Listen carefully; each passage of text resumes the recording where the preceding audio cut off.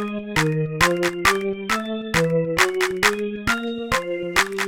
where were you? Where were you? Where were you? Where were you? Where were you when the sports ball thing happened? That was awesome or really bad. These guys want to talk about it. Joel and Chad, did a game change your life? Were you there in the crowd? Did you weep like a baby because you were so proud? Do you have a tattoo or a ritual or two that you actually believe's the reason why they win or lose? Yeah, where were you? Where were you? Where were you? Where were you for history in the making? Did it make you happy or crazy mad? These guys want to talk about it, not a single doubt about it. Listen to them talk about it, Joel and Chad. Hello, world, and welcome to another episode of Where Were You? This is the podcast that asks the very important question, where were you when the sports ball thing happened? My name is Joel Beck. This is my co-host, Chad Konecky. Chad, it's been a couple episodes. I thought maybe you had gotten lost. I thought maybe you weren't going to come back. You're back. I know. The sabbatical is over. I'm excited to be here, and you've done I don't know if you really need me since the episodes while I was gone were pretty good, but okay. I miss you. I miss you when you're not here. It's not Likewise. the same. Likewise. I sing the theme song and I leave your name out, and it's just not the same. But we got a fun one today. It's going to be a slight departure from the norm, where we kind of talked about specific games and specific memories of moments in history. But today we have a very special guest today, Mr. Steve Buckley of The Athletic, longtime Boston sports scribe and personality, TV, radio, and print. Chad, you know a little bit about Steve. What do you got? I do, as I met Steve outside of the business on a baseball field, and we became fast friends. Steve is really, he's not gonna like this, but he's the granddaddy of Boston sports scribes now, who are not retired. Of course, Bob Ryan is still semi-retired, and Shaughnessy is semi-retired. But Steve has worked in every, as you mentioned, piece of media. I guess I used media as a singular there, but anyway. He's worked all over the media. Medium. There it is. So Portland Press Herald was his start. Then he went to the Tacoma News Tribune in Washington State, the Hartford Courant, where he covered the Yankees. Then he was part of ESPN magazine. Well, for Boston Herald, ESPN, the magazine. He worked for ESPN2, the network. He worked on WEEI sports radio here in Boston for years. And he is now at the Athletic. Yeah, full of stories. We're going to give him the floor, let him do his thing, and he's got so much to talk about. And we're going to do minor league baseball, minor league hockey, and a little bit of major league stuff in between. Yeah. So it's going to be a good show. Once again, I'm Joel. This is Chad, and now joining us here on the studio hotline, the in-studio link is none other than Steve Buckley, a longtime Boston sports scribe and friend of Chad, as it turns out. Chad, how did you get this guy here today? Oh, well, because he's very generous with his time to old friends who never call him. But I met, was a cat. Who else is joining us there? We got Jimenez the cat. Memo that cats are, oh my God. So did you rehearse that? What's that? Did you rehearse that? No, I swear to God. And this cat we talked off the air for 15 minutes and there was no cat. As soon as we start on cue, the cat makes the cute appearance. Yeah. This cat. Yeah. For those who are only listening and not watching, there's a cat climbing all over. This Chad, cat is 20 years old. Stealing Buck's thunder. Anyway. So yeah, sorry. We're going to talk about minor league baseball today, and Chad brought a friend over, so yes, it's a couple friends. I met Buck on the baseball field, and he introduced me to this men's league in Cambridge. We played at Harvard Stadium, and there was an immediate affinity. He was incredibly well read, and I knew he could write, so I thought I can leverage this to get a career. And well done. And then he's just funny as hell, and then reading him and listening to him on the radio, I was like, this guy's awesome. So I love it. Stayed in touch. Well, thank you so much. I can't wait to hear some of what you got. So minor league baseball is the chosen topic today.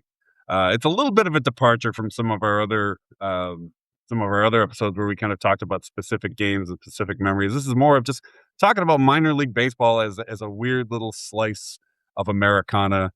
Buck, have you've been to a lot of minor league baseball games, I assume, correct? Yes. 98% of the minor league games I have been to was as the beat writer covering the Maine Guides, which was a AAA team up in Orchard Beach, Maine. I was working for the Portland Press Herald, and the team was birthed in 1984. So I was assigned to the beat, which, looking back, was the best thing that ever happened to me because it led to me going to Seattle and then New York and then Boston.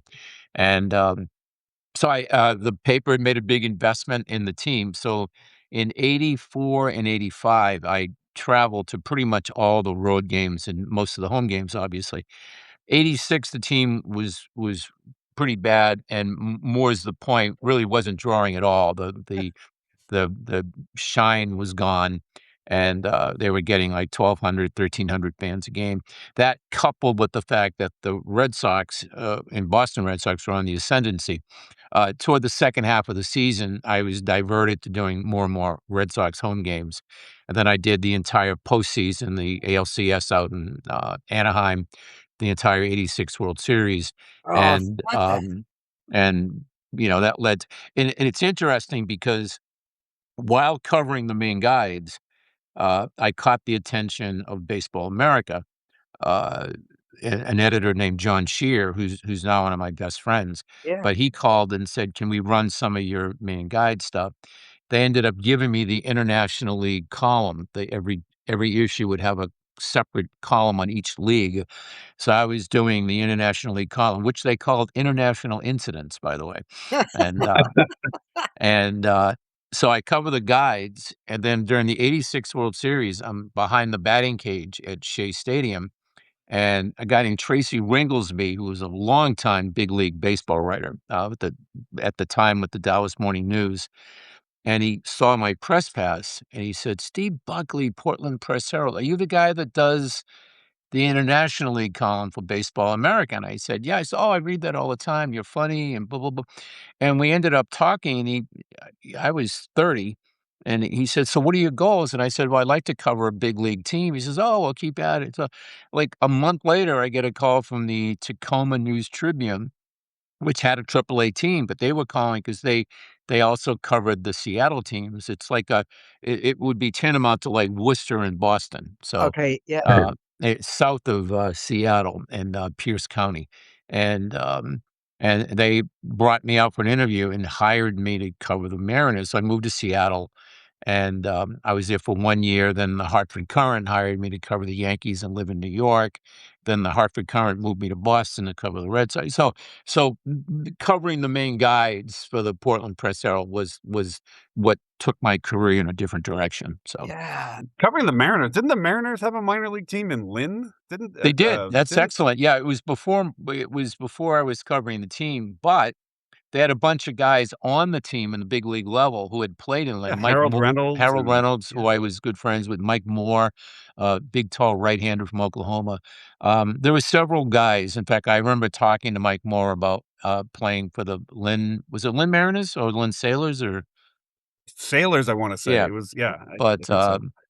yeah, How so did they're that even come about? That a minor league? Why would Seattle the travel schedule from Seattle to Lynn couldn't have been easy for some of those young minor league. I no, mean, there obviously, used to be a lot of that, and in fact, there used to be a AAA team in Hawaii. And it used to be sort of like this game of musical chairs in Major League Baseball.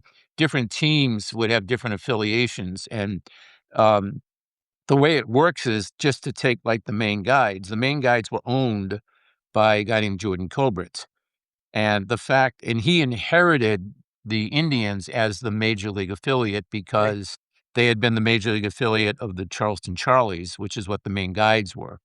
But you own the team, you're in the league. This is the old way, before Major League Baseball kinda took over minor league baseball.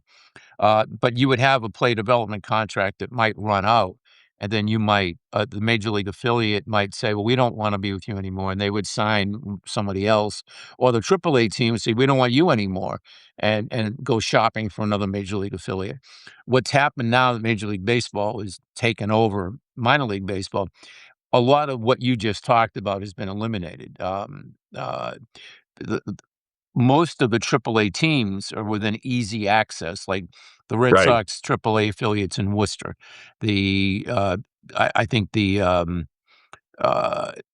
the New York Mets are in Syracuse. Right. Or is it the Yeah, it Blue? used to be all over the place. Yeah, Yeah. Indians have a AAA affiliate, and Columbus, which Columbus, used to be the which used to be Yankees. the Yankees. For Yeah, the longest time, it was the Columbus yeah. Yeah. Clippers were the AAA When I was Yankees, covering yeah. the Maine Guides, they were the AAA affiliate of the Yankees. What Indians talent did any Indians talent emerge from the Guides during your Yeah, year? some, not a lot. They didn't. In fact, when I was covering the team, most of the players who played in the big leagues were what we call 4A guys who had already been in the big leagues and would get called up and sent down.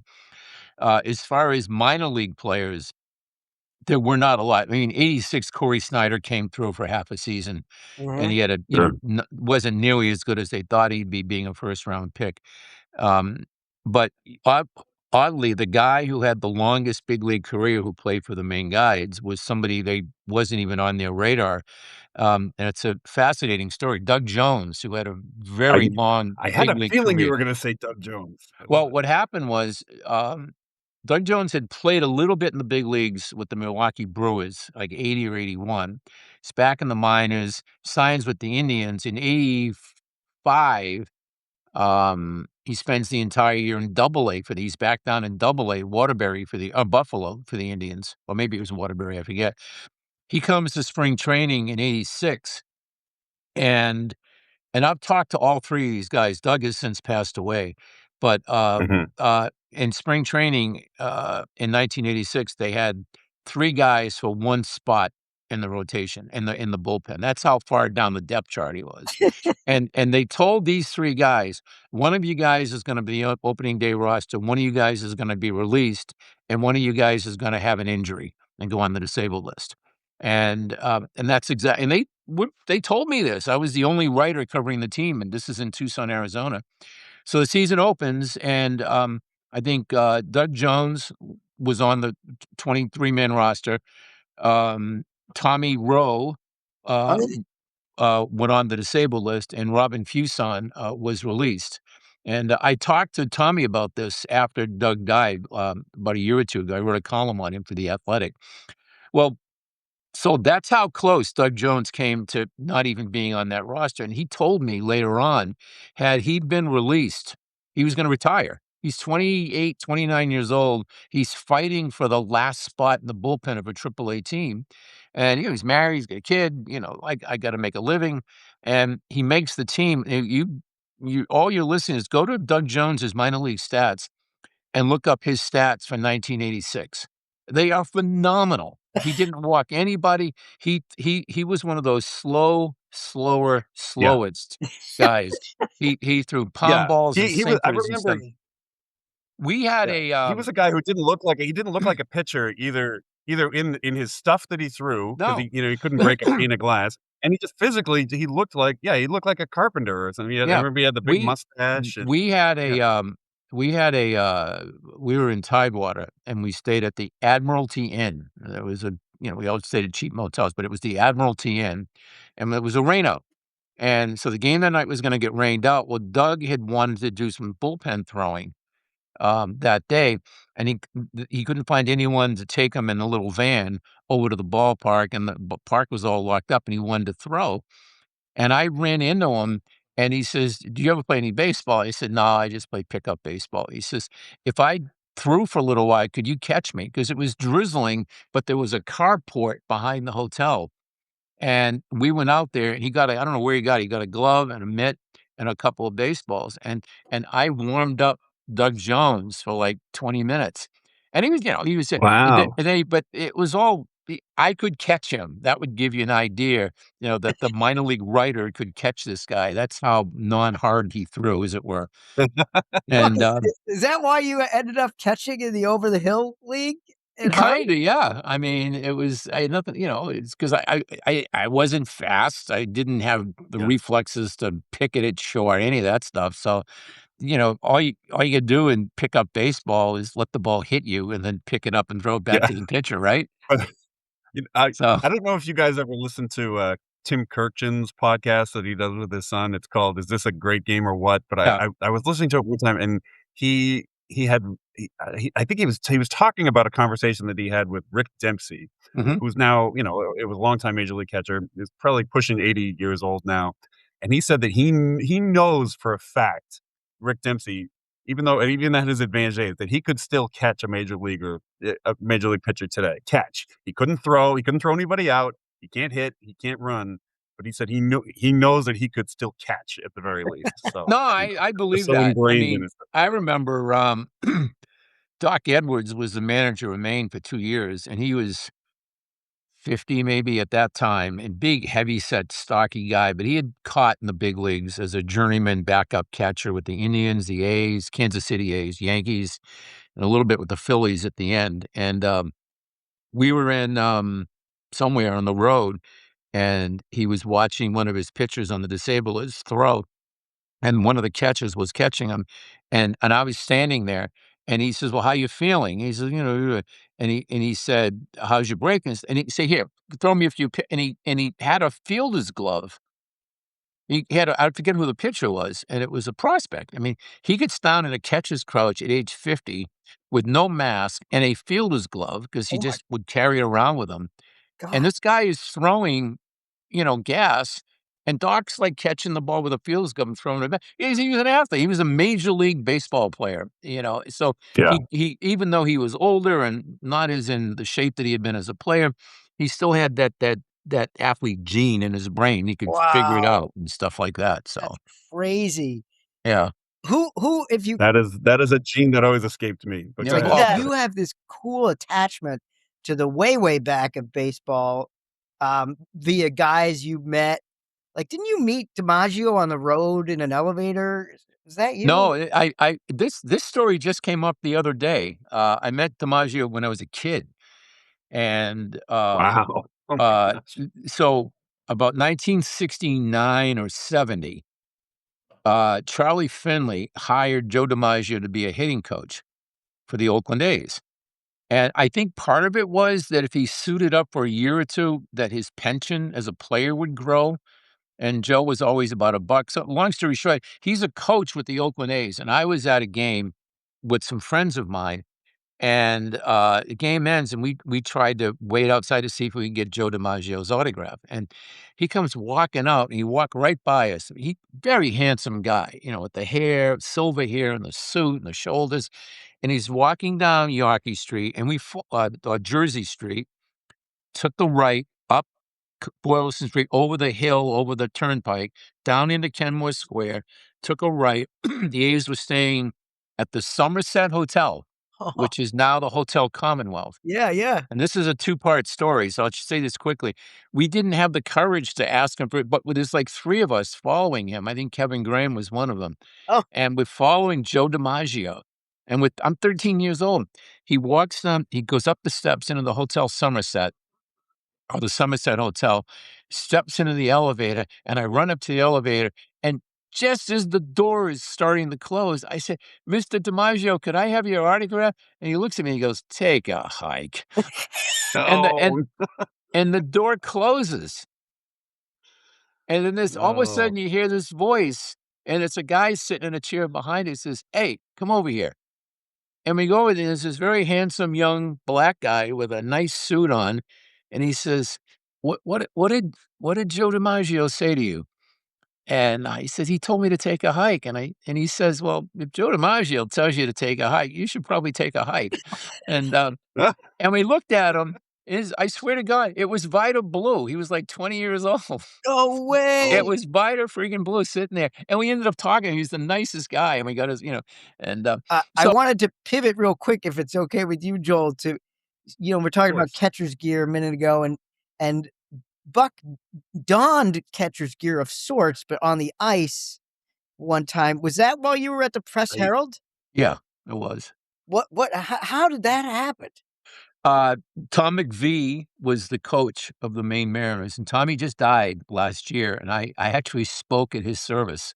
That's Oh, how close I got to Tom. Tom was a longtime minor league AHL coach who had stints in the NHL. He was head coach of the Winnipeg Jets, Washington Capitals, and the Jersey Devils. wow. And in fact, he was the last year of the World Hockey Association when Winnipeg won the Avco Cup. He was the coach.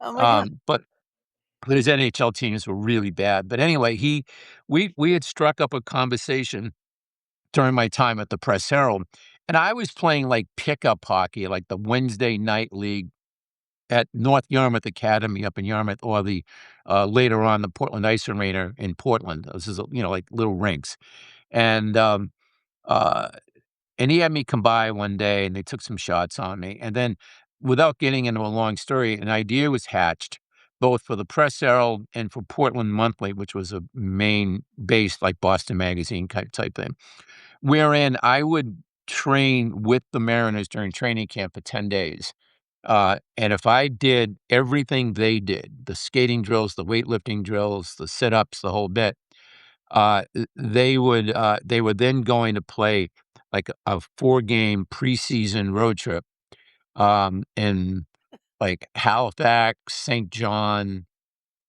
Magog, which is in Quebec, Fredericton, whatever, and then the final game would be at the, Sauk Alexis Ice Arena in Old Town, Maine, Indian Island, outside of Bangor. It's like a little 3,000 seat arena, and it was a preseason game against the Fredericton Express, and the plan was that I would be in the nets, and so for the last, I think it was 4 minutes, 36 seconds, whatever it was, I was the goalie for the Maine Mariners. 2 shots on goal, I made a save, on just a shot that basically hit me, and a wrist shot by Dunk McIntyre, that I never saw, and one of the things I learned from 10 days of training with the Mariners is that I could stop a slap shot. They'd be all out in the blue line taking slap, but you can see it coming, Yeah. and you can kind of like it's a gazillion miles an hour, but you could actually a layperson can actually, I mean, I'm not saying that whoever has the hardest shot, if it's through a screen and stuff like that, but you at least have a chance. But if there's a guy skating by you that gets a pass and he does a wrist shot, it's like, "Ping," and it's past you before you can even like, what? And Yeah. it's and and the puck was, I didn't even know the guy shot until I saw the Frederick players, "Yay!" like that, and like that, and so that I was know. the You have a whole new respect. But that was your Rudy moment. You got in the game and well, it was you had even your better moment. because actually the best moment came, that was the first period. Best moment came in the second period where, the Roberge brothers, Serge and Mario, got into it with Mitch Wilson and Archie Henderson from the Mariners, and, Archie was known as the Baron of Bedlam. He was a career minor leaguer, played a little bit in the NHL, and, they're one of the Roberges and, Archie going at it along our bench. And we had 3 goalies dressed because I was the 3rd goalie, so we got permission to dress. Well, Sam St. Laurent is in the net, Sean McKenzie is the real backup, and as Serge Roberge and Archie are going at it, Serge Roberge has his elbow like this over the bench, and Sean McKenzie, the backup goalie, gets down and is pulling down on his sweater. So Roberge can't get his arm up, and Archie's beating the hell out of him. Well, the opposing goalie for Freddie sees this, and I can hear him like he was going, "Hey!" And he starts skating up to the bench.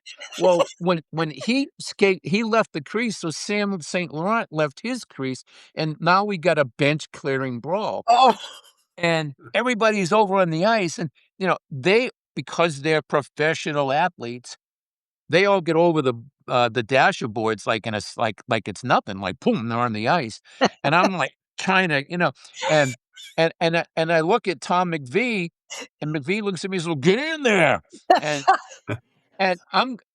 now I'm on the ice looking for, and of course, Oh, had I found somebody, that somebody would have beat the daylights out of me. And and because we dressed an extra skater, Oh that my being me, God. everybody had somebody. So I, being the odd guy, had no one to hold on to or like that, and which saved my life. And Oh and my Unbelievable. the referee was Paul Stewart, who went on to God. have a very long NHL career. He's from Boston. Yeah. And Stewie skated out. He goes, "What are you doing out here?" And I go, "I don't know." The better memory of that wasn't so much in the nets; it was on the ice for the brawl. And Tommy and I remained very good friends. A couple years back, he lived in Portland, Oregon, and I went out to. And speaking of which, when he was hired as head coach of the Maine Mariners. And Tommy was a comedian, a very funny guy with a gravelly voice. And he's being introduced as the new coach of the Maine Mariners at a press conference in Portland, Maine. And he gets up there and he says, "People ask me if I have a happy marriage. Well, my wife lives in Portland, Oregon. I live in Portland, Maine. I'd call that a happy marriage." And so so a couple years back, I went down to visit Tommy in Portland. He actually lived in a suburb in Washington State, across the river in Washington State. Yeah. And I went down, I spent the night with him, and we had dinner and everything, and that was the last time I saw him. He died a little over a year ago, and the service was held just about a year ago, like in May of last year, and I flew out there with John Shear, the aforementioned John Shear from Baseball America, because he later covered hockey for Sports Illustrated, Oh yeah. Small World, and he went with me. And, and, but the reason I went is Tommy's son said that, "I'd love you to speak at the service." So this stuff I just told you guys, and I'm out there with, it should tell you that 1985, '86 Maine team must have been very special to Tommy and his players, because there were like 7 or 8 guys Oh wow. from that team. Pat Conacher, Murray Brumwell, Craig Billington, who was another goalie who played with them later on that year, and, uh, all those guys were there, and they all remembered me, and because afterward, Tommy liked me so much that on game days, they would have the morning skate. Well, the guy who was gonna be the goalie that night would only skate for a few minutes, and then he'd be, quote, "first off the ice." And then they'd put a cone in the other net for the morning skate, and the other backup goalie would be, and he said, "Well, why don't you come down and dress?" And, and I said, "Well, I can't do that. These guys are getting ready for a game." He says, "It's either gonna be you or a cone." And and and he said, and he says, "They'll have a better chance scoring off of you than the cone." And, so so I, I so don't. I didn't. Yeah, at least the cone doesn't cower in yeah. fear, The So cone's just gonna stay there, right? I didn't remember the part about him telling you to go over the dasher. That oh, is yeah. so funny. Amazing. Yeah. Joel, since you do a good Joe Morgan, do you want to take us into the Oh, Morgan anecdote before we open well, the pack of baseball Chad cards? has promised me. I wanna talk a little bit about first, because we initially, minor league memories was gonna be, kind of our theme today, and Joe Morgan was a longtime, manager of the Pawtucket Red Sox. For me, minor league baseball was all about, my memories were the Paw Sox. I still have my faded Paw Sox mug Oh, that is very, very apropos because it's fading into oblivion. But Chad has promised me, and this is when Joe Morgan was later, of course, the manager of the Boston Red Sox. He's relayed a story to me that you had covering a game in the late '80s where there was some sort of mix up, some sort of confusion about Joe and a pitcher for your opposing team. Do you remember what he's talking about? Oh, I do. It was 1989, I think it was May. We're at Old Comiskey Park, the old ballpark on the south side, playing the White Sox, and, the lineups come out, and I don't know why we didn't ask him beforehand, but he had been platooning his catchers, because Rich Gedman was struggling, so he was no longer the everyday catcher for a while. They were Yeah. using Rick Cerrone. Rick Cerrone's a Right. right-handed batter, so Rick Cerrone was facing lefties, and Getty was lefty hitter, which means he was playing most of the time. He was catching against when the opposing pitcher was a right-hander. And so they're playing the White Sox that night, and the starting pitcher was Sean Hilligus, who's a right-hander, and Cerrone's in the lineup. And about the 6th, 7th inning, Cerrone hits like a 2 or 3 run homer, and because of that, the Red Sox won the game. And like, wow, Morgan Magic, he played a hunch, and I had a Right. feeling, He and didn't.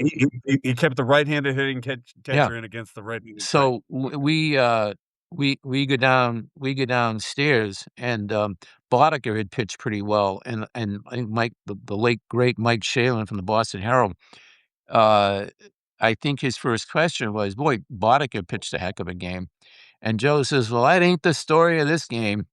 And he says that guy out pitching for the White Sox, I thought he was a lefty, and I come to find out and Rick Cerrone told us, says, yeah, well, Joe thought it was Paul Kilgus, and so he got right-hander Sean Hilligus mixed up with left-hander Paul Kilgus, and who had played before, I think, with the Texas Big Rangers. mistake. I can see.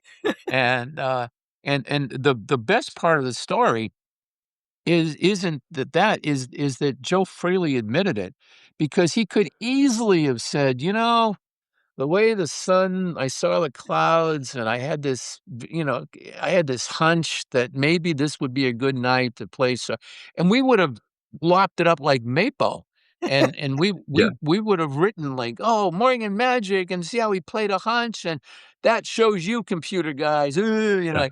and even though they didn't have computer guys back then, but Yeah. but Right. the funny thing, and several years ago in 2012, when I wrote this, Bobby Valentine was managing the Red Sox. They go into Minnesota, and he makes up a lineup for like a right-handed pitcher. It turns out there's a lefty, and he has to change the lineup before the game because he didn't know whether it was a lefty or righty. He got mixed up, and Oh my and God. everyone hooted on Bobby Valentine. He said, "Whoa, wait a minute, wait a minute. You don't like Bobby Val?" So when Bobby makes a mistake, it's like, this guy must go, he doesn't know li when Joe Morgan did it, "Oh, this is great, oh, we love Joe," like that, so and it But and when and it had nothing to do with the decision, faulty though yeah. it may have been, but the amount of goodwill that was in the cookie jar, and Yeah. Joe Morgan had some goodwill. They had won the division in '88, this was '89, Yeah. um, But uh you covered Joe. Was he really like that? I mean, that's the kind of the persona I think people remember about him, is that he was this folksy, and he kind of talked Oh, like this a he was little all of bit. that. Yeah, that No, was I still really I how he still I still talk to Joe now and then, a couple of 3 times a he year. In looks fact, amazing. I just saw him at he was at opening day. He looks the same. Yeah, yeah, looks he's incredible. 90 something, and Yeah. I remember, way back in, I'm trying to think, it was when I guess Ralph Houk was gonna leave at the end of the season, and they were gonna hire a new manager, which turned out to be John McNamara, and, I remember being in the press box late in the season. I was still working in Maine. I was covering a Sox home game, and I remember Joe Morgan coming into the press box before the game just to talk to some of the writers, and he was talking to Gammons from the Globe, who was sitting up, and some of the other veteran writers, and I'm just this little kid from Maine sitting in the 2nd or 3rd row. I remember Joe saying, "I applied for the job. I applied to be the Red Sox manager, and they told me I'm the first person to apply for the job." And the writers, "Oh, good for you, Joe. That's great. You go get him, Joe. Yeah." They were because the idea being Joe had no chance of being named manager, and they would say, "Good for you, Joe. Yeah." And everyone liked Joe, so they gave him a pat in the back. Joe, what a character. I gotta go back and write. And, Yeah. well, sure enough, they named McNamara the manager. Joe ends up on his staff as, like, bullpen coach, and and, uh, and then fast forward to 1988, midway through the season, they fired John McNamara, and they put Joe Morgan in as manager, and they win 12 games in a row, 19 of 20, Yep. and 24 Gene in a Yo row at home. Yeah. I mean, Jean Yawkey was still alive. She ran the franchise, and she wasn't involved in day-to-day decisions, but she said, and she's reading the papers, Morgan Magic, and says, "Why just make this guy the manager?" And, Oh, they were talking with Whitey Herzog. I think they were talking with maybe about Joe Joe Torre, Joe like, Torre. Yeah. and, uh and, Lou Gorman and Haywood Sullivan would not have named Joe Morgan manager had it not been for the 12 in a row and the 19 of 20 and the winning streak at Fenway. And then Gene Yawkey, says, "No, make him the manager. Look what a job they're all playing for him." So he ended up getting 2 deals. He got signed through '89, and then they signed him in '89 to another deal through '91, and they fired him after the '91 season. And, Oh, The show is called Where Were You? I'm Joel. This is Chad. Steve Buckley is our guest. I want to do one thing here. If we have a little bit of time, 'cause because the three of us are, we are all children of the '80s. We all grew up, watching base.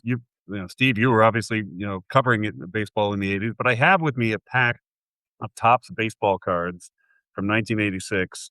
I thought it might be fun. We did this. Chad and I did this once before. We made the mistake of actually trying the gum. We're not going to do that this time. But I thought it'd be fun to open. This is factory sealed. This is 40 years old. I thought it'd be fun to open it up. I have no idea who's going to be in here, but we could just maybe rapid fire and see who comes up, and maybe any one of us can chime in and see what we remember from any of these players. Does that see, sound good? I bet you Buckley has a story about 90% of the guys. But All right. Maybe a couple. A yeah, couple. There could be a few head scratchers in here, but I'm just let's see what happened. let's see. What do you Alright, got? here's the gum. All right, we're gonna put that in the Can't believe it incinerator. wasn't fractured. We got a great one right off the bat from the Atlanta Braves, Brad Kamensk. Oh, Brad, let me tell you, we were in Panama playing winter ball back in '48. Um, uh, no, Brad comments. I saw him play a lot with the Richmond Braves. He was one of the top prospects in baseball, Yeah. and Wasn't he a Brad two-way was. guy? Wasn't he a pitch He wasn't might he have been in originally the minor in the high school or something, but he wasn't right, as a pro. But I okay. saw him play a lot at Richmond, and he was one of those guys. In fact, I think I did the top 10 prospects for the International League for Baseball America, and, like, none of them panned out because and that's not a reflection on me, well, I guess it is, but a lot of AAA guys, a lot of guys who have great promise just don't become great. Billy Beane was like that, the Oakland A's Sure. Billy Beane. Of course. He There might was be a in this lefty. pack, by the way. Yeah, there was a guy named Brad Havens, a minor league pitcher, but Brad comments, and he later played with the Cleveland Indians. If you go to YouTube, he made an absolutely phenomenal catch diving over the fence in left center to rob somebody of a home run. I love it. So there's your Brad comment story. There you go. All right, here's a good one. From New York Yankees, Ed Whitson. Oh, Ed Whitson is I don't need to tell you. I mean, No, he he's famously a got in a legend. fight. He got in a fight, with Billy Martin, Oh yeah. in a hotel, over something, and I'm trying to think it was, I think the hotel was the Pfister in Milwaukee, and they used to joke about the Ed Whitson suite at the Hotel Pfister because that was where he was staying, and, I'm pretty sure it was the Hotel Pfister, either that anyway, But that's the Ed Whitson story. that's the Ed Whitson story. All All right. right. While Chad's feeding his cat, I've got another one. Uh, you know this guy, Carlton Fisk, Chicago Yeah, White I mean, Sox. I won't insult anybody's intelligence by trying to, I actually Did do he do anything significant? I actually do have a good Carlton Fisk story. Um, Yeah. Johnny Pesky, dear Johnny Pesky died in 2012, Yeah. Yep. and, they were gonna have a service for him after the game, a Sunday afternoon game. They said after the game was over, everybody go down the left field grandstand, and we're gonna have a celebration of life for Johnny Pesky on the field. And they were gonna have 15 different players talk in groups of 3, 5, 5, and 5, and each group would have a moderator. One of the groups was I think Don Osillo, one was Bob LaBelle, and one was me.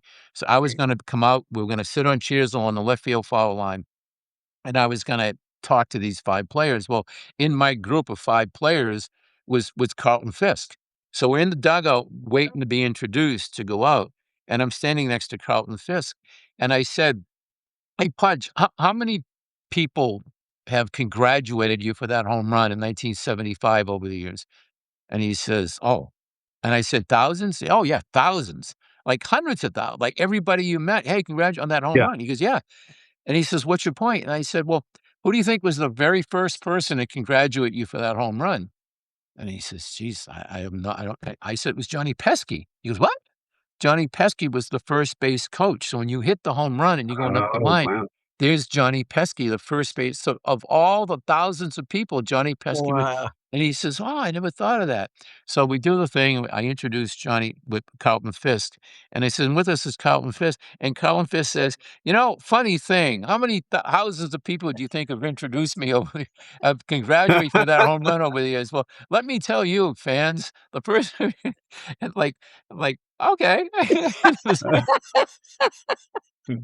Where have I heard this before? Oh, Right. And I God. said, "Excellent observation, Pudge." Oh, And, that's That's great. amazing. It's and great. we All all right. The laughed most at he pointed at me and laughed. It was a fun thing. So, So good. Steve, I cannot thank you enough for doing this. Have you gotten what else have you got coming up? Have you got anything to plug? I know you're well, covering the we do World our Cup pretty annual, soon.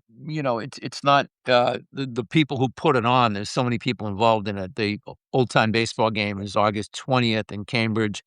We've been doing it as a fundraiser for the Boston home for the last 3 or 4 years, and we always have a former big league player. I'm not sure who it is yet. They're still working on that, but we've had Roger Clemens pitch a couple of innings, Oil Can Boyd, Pedro Martinez a few years ago, Jonathan Papelbon. So, Wow. but the stars of the game are the uniforms, the old flannel uniforms, which we only use once a year.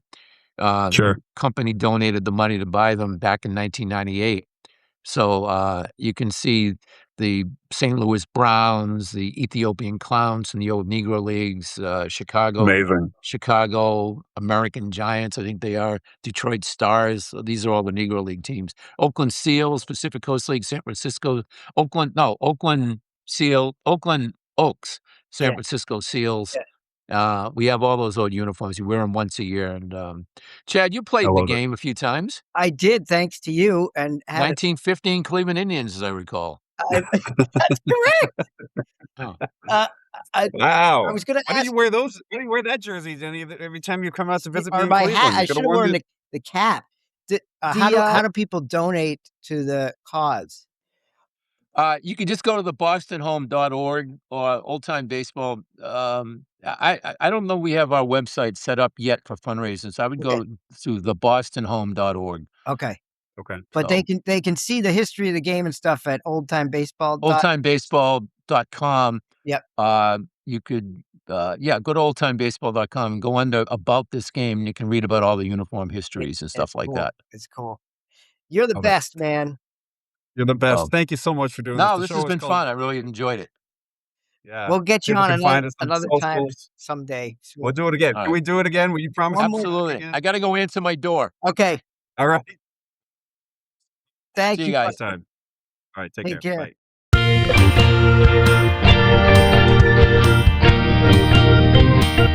Bye.